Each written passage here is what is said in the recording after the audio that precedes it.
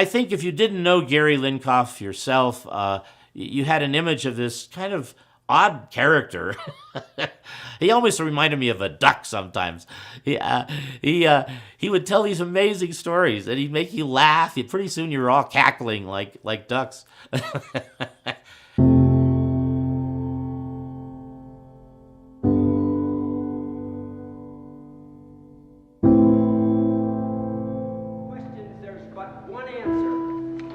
Complaints to cancer, one solution to ward off certain doom. It's not animal or vegetable, not mineral, myth or fable, just the little kingdom of the shroom.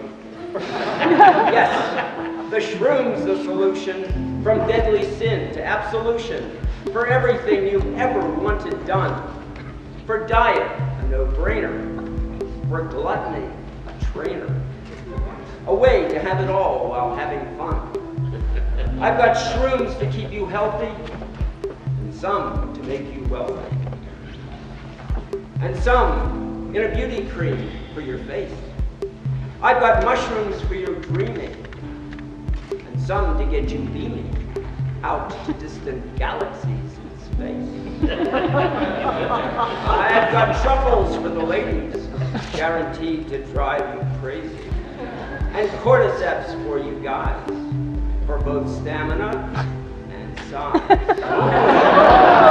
I've got bear's heads and turkey tails for a treatment that never fails. I've got chaga for arthritis and reishi for phlebitis. Something to cure each and every condition. I've got wood ears for blood flow, for curbing strokes, don't you know? Shrooms for cluster headaches, and depending on how much you take, a catalyst for your every ambition. Come one, come all, please don't disregard this call. Name your poison or your passion. These shrooms are never out of fashion. If they'll cure what ails the earth, get them now for all they're worth.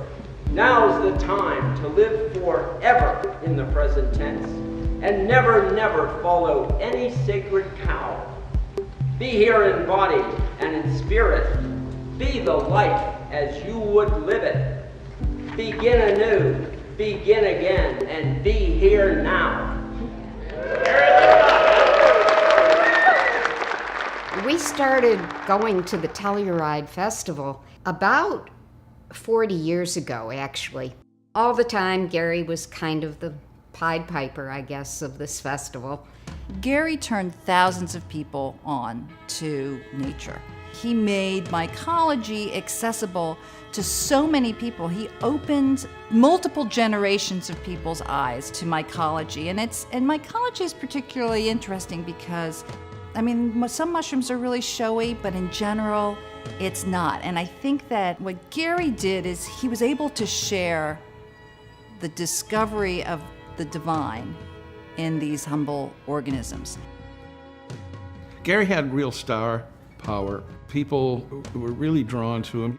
He was very welcoming. He was not someone who condescended. He was happy to have people interested in what he was interested in. It was an infectious quality that he had. He seemed to be a guru. He seemed to be a scientist. He seemed to be an all-around naturalist, and he was. And not only did he have the ability to explain these things to any ordinary people, he was really enriched with the science of taxonomy in mushrooms. He was really in the big leagues with all of the professional mycologists. So he was a multifaceted person, but his personality was so engaging. He could explain things very, very succinctly. He used the Socratic method to bring the knowledge out of people that he encountered, and he was a marvel in all of this.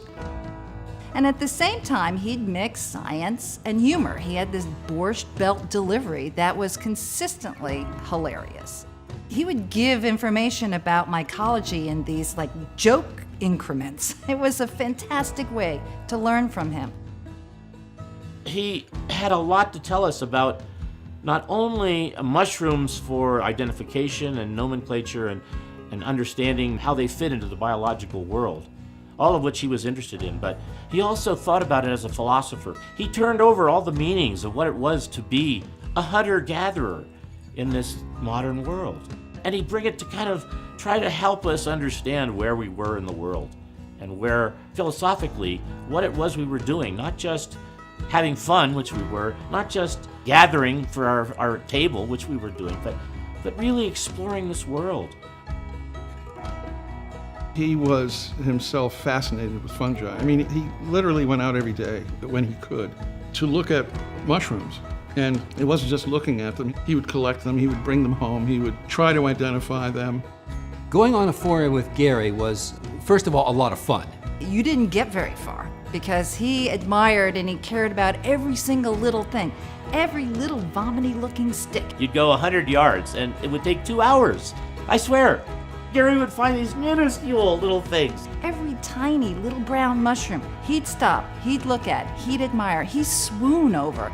He was the slowest foray guide I've ever met. I'm not sure why, but what would happen is that he'd start out and people would go off in different directions and bring mushrooms back to him. And he'd stand on it talking about them and bringing in anecdotes and, well, we found this in Japan, but it was red, and this mycologist thought that we were totally wrong, of course.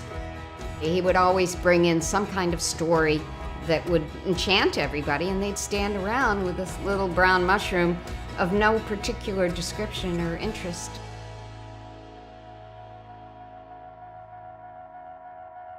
It was his role to encourage people. I mean, I think that's where he set himself up. That was his lemonade stand. And he was out there, no matter how hot it was or how wet it was or how cold it was, he was going to get people involved by his sheer enthusiasm. His approach really was to draw knowledge out of others, to show them what they already knew, but to use humor in order to really convey not only the details of the subject, but a holistic kind of view of mycology. As far as Gary Lincoff was concerned, no one was excluded from this endeavor. Everyone was welcome, no matter whether they were 6 or 96. As my friends Joel and Linda Marie say, I think he was the heart and spirit of the Mushroom Festival. He came every year with an open heart, an open mind, and he shared with everyone he met. All of us who go to the festival go in part because of what Gary gave us. He brought a really special ability that was ultimately based, I think, in love. He loved mushrooms, he loved talking about them, he loved sharing them, and I don't care how knowledgeable you are, the love is the thing. When your back is giving out and your toes inflamed with gout, and you haven't slept a wink since who knows when meat has lost its flavor and sex has lost its savor, and you've tried everything from A to Z. It's time to take some action, to get yourself some traction, and be the one in charge of your own fate. Please don't disregard this call. Be here in body and in spirit. Be the life as you would live it. Begin again, begin anew, and be here now.